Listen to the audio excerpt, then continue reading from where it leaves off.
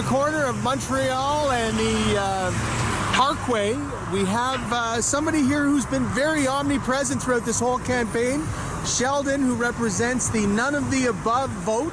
Sheldon was on today with Brian Lilly on CFRA, and I want to tell you, Sheldon, you have been omnipresent here for about 40 days because I've been in the riding covering it as well. Tell us a little bit about your impressions and what you've seen and what the responses have been at the door, and it's all yours. Yeah, there's a great bunch of people here. It's a strong riding. There's a lot of people who just need to come together. They just need a leader to bring them together and help each other.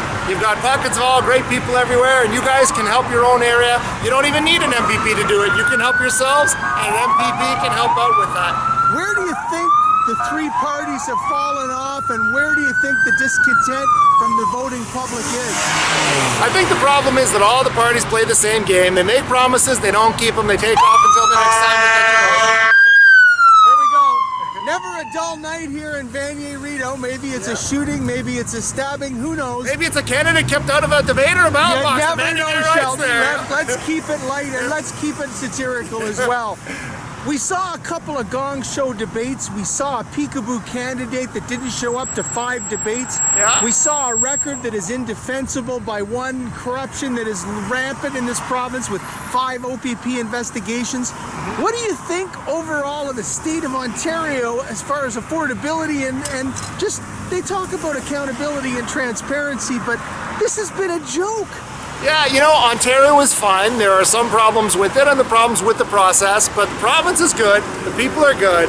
We just need to dig in and pay attention a little more. I know it's a pain to go through all the documents and all the politics, but we can do it together, get the accountants together and go over the ballot sheets and find out. We'll make them accountable by catching them where they got caught. Did you hear the guy on CFRA who followed you about 3 calls who said that he's actually in more elections voted none of the above and written that on the ballot? I did. I thought that was quite inspiring for you. Tell us a little bit about that. You know, the whole thing came about because I went to Elections Ontario and said, can we have none of the above on the ballot as an option? They said, not in your lifetime, it'll never happen. I said, oh yeah? Changed my name and said, there you go, now it happened. So we've got none of the above because you've changed your name. Yeah. And tell us a little bit about that and how you got none of the above on an actual ballot in Ontario for a by-election, Sheldon. Yeah, I did the legal name change. I didn't know if it would go through, and it did. And then I went and got my signatures. People couldn't believe it. But sure enough, I got the signatures. I dropped it in front of them for the election, and they had no choice but to put it on. And the Z puts me at the bottom of the list. So if you're in Ottawa, Vanier, and you go to vote tonight and you see none of the above, here's who you're voting for, folks, and as well, you now got a place to put your vote if in fact the major parties are just not delivering what you want. I'm Guy Hannibal from the Capital Voice here in the corner of Montreal Road and the Parkway.